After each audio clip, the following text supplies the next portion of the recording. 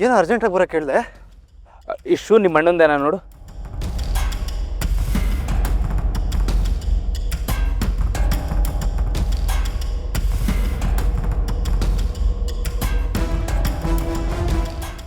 ಅಣ್ಣಂದೆ. ಇದು ಯಾರ್ದು ಅಂತ ಗೊತ್ತಾ ನಿನಗೆ?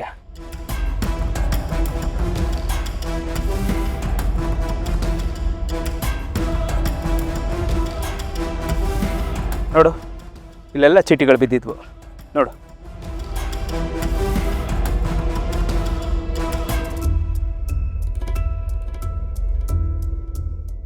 ನಿಮ್ಮ ಅಣ್ಣನ ನಂಬರ್ನ ಟ್ರೇಸ್ ಮಾಡಿದಾಗ ಲಾಸ್ಟ್ ಲೊಕೇಶನ್ ಇಲ್ಲೇ ತೋರಿಸ್ತು. ಅವ್ನು ಯಾಕೋ ಇಲ್ಲಿಗೆ ಬರ್ತಾನೆ?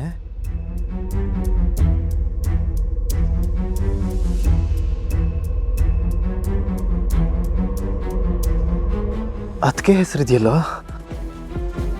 ಪ್ರೊಗ್ನೋಸಿಸ್ ನಾಟ್ ಅಚೀವಬಲ್ ಅಂತಿದೆ.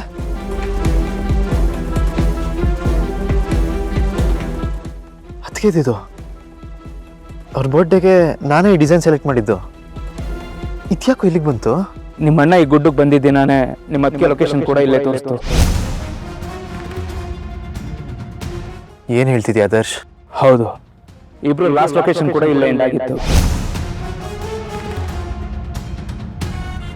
ಇಬ್ರು ಒಟ್ಟಿಗೆ ಇದೇ ಗುಡ್ಡಕ್ಕೆ ಬಂದಿದ್ದಾರೆ.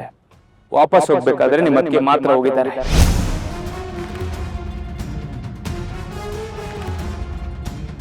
ನಿನ್ನ ಮಾತೆಲ್ಲ ಅದಕ್ಕೆ ಮೇಲೆ ಅನುಮಾನ ಬರೋ ಹಾಗೆ ಇದೆ.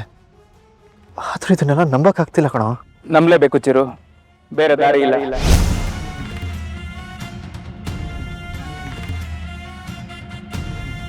ನಿಮ್ಮ ಅಣ್ಣ ಅದಕ್ಕೆ ಇದೇ ಗುಡ್ಡಕ್ಕೆ ಬಂದಿದ್ರು ಅನ್ನೋದಕ್ಕೆ ಇದೆಲ್ಲ ಪ್ರೂಫ್ ಇದೆ, ಮತ್ತೆ ಲೊಕೇಶನ್ ಪ್ರೂಫ್ ನನ್ನ ಹತ್ರ ಇದೆ.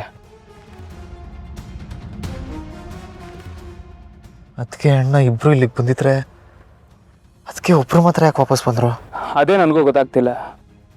ನಿಮ್ಮ ಅಣ್ಣನ ಸಾವಿನ ಹಿಂದೆ ನಿಮ್ಮ ಅದಕ್ಕೆ ಕೈವಾಡನೂ ಇದೆ ಅಂತ ಅನಿಸ್ತಿದೆ.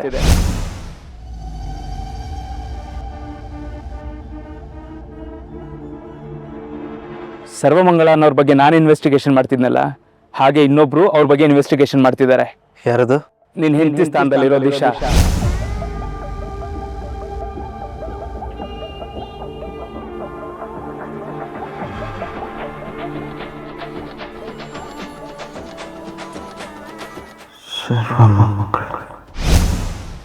ಹೌದು, ದಿಶಾ ಅವ್ರ ವಾರ್ಡ್ರೋಬಲ್ಲಿ ಸರ್ವಮಂಗಳ ಅನ್ನೋ ಹೆಸರಿರೋ ಡೈರಿನ ರೀಸೆಂಟಾಗಿ ನೋಡಿದೆ. ಅದ್ರ ಬಗ್ಗೆ ಅವ್ರನ್ನೇನು ಕೇಳಲಿಲ್ವಾ ನೀನು? ಹೇಗೋ ಕೇಳಲಿ, ದಿಶಾ ಅವ್ರಿಗೆ ಗೊತ್ತಿಲ್ಲದೆ ಅವ್ರ ವಾರ್ಡ್ರೋಬ್ ಚೆಕ್ ಮಾಡಿದ್ದು. ನನಗೇನೋ ದಿಶಾಗೆ ಥ್ರೆಟ್ ಇದೆ ಅಂತ ಅನಿಸ್ತಿದೆ. ಹೇಗಾದ್ರೂ ಮಾಡಿ ನೀನು ಅವ್ರನ್ನ ಕಾಪಾಡ್ಕೋಬೇಕು. ಏನೋ ಹೇಳ್ತಿದ್ಯಾ? ಹೌದು ಕಣೋ, ನಿನ್ಗಿರೋ ದಾರಿ ಇದೊಂದೇ, ಇಲ್ಲ ಅಂದ್ರೆ ದಿಶಾ ಜೀವಕ್ಕೆ ಅಪಾಯ ಇದೆ.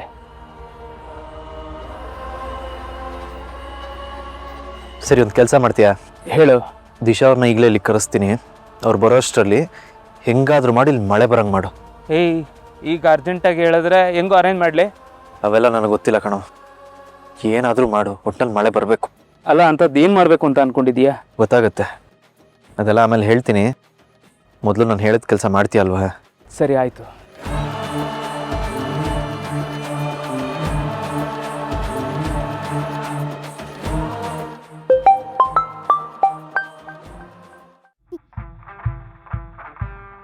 ನನ್ನ ಸಮಾಧಾನ ಮಾಡಕ್ಕೆ ಫೋನ್ ಮಾಡ್ತಿದ್ದಾರೆ, ನಾನು ಫೋನ್ ಎತ್ತಲ್ಲ.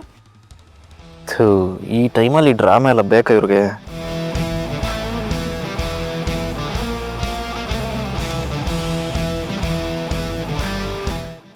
ನನ್ನನ್ನು ಸಮಾಧಾನ ಮಾಡಕ್ಕೆ ಫೋನ್ ಮಾಡ್ತಿದ್ದೀರಾ ಅಂತ ನಂಗೆ ಗೊತ್ತು, ಅದರ ಅವಶ್ಯಕತೆ ನನಗಿಲ್ಲ.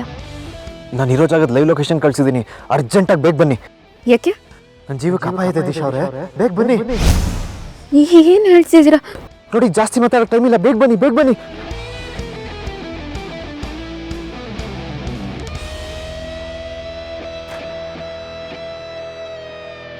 ಹಸ್ಬೆಂಡ್ಗೆ ಏನಾಯ್ತು?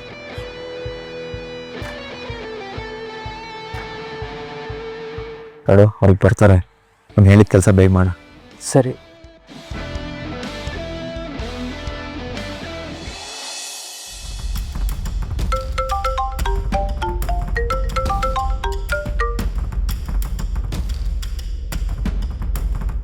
ಸರ್ ನಮಸ್ತೆ.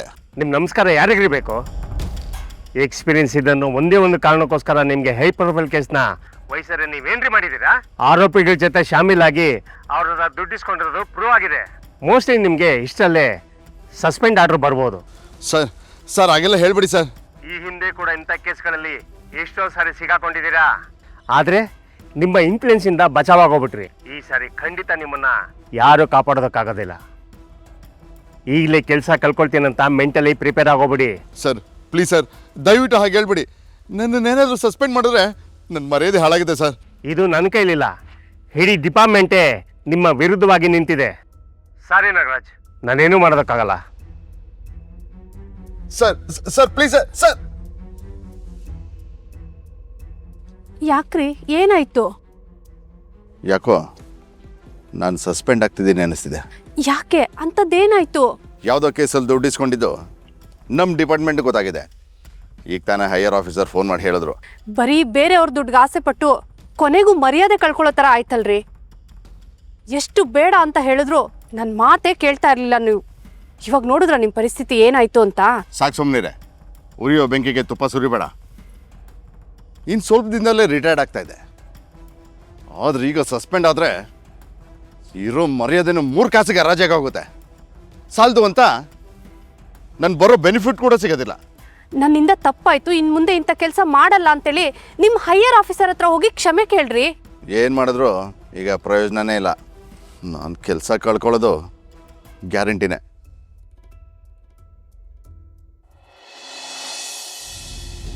ಹಲೋ ಭರತನ ಹೇಳಿ. ವಿಷಯ ಗೊತ್ತಾದ್ದೇನಲ್ಲ ನರಸಿಂಹ? ಏನು ವಿಷಯ? ಅದು ಈ ತಿಂಗಳು ಜಯರಾಮಣ್ಣಂಗೆ ರಿಟೈರ್ಡ್ ಆಗ್ತಿದೆ. ಅದನ್ನ ಹೇಳಕ್ಕಂತಾನೆ ಕಾಲ್ ಮಾಡಿದೆಪ್ಪ. ಸರಿ, ನಾನು ಆಮೇಲೆ ಮಾಡ್ತೀನಿ. ಸರಿ.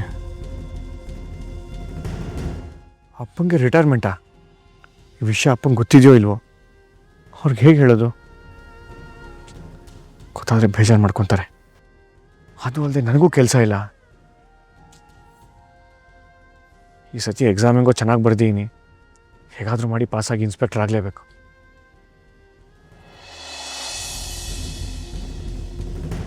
ಹೇಳಮ್ಮ, ಏನು ಇಷ್ಟು ದಿನ ಆದಮೇಲೆ ಫೋನ್ ಮಾಡಿದ್ಯಾ?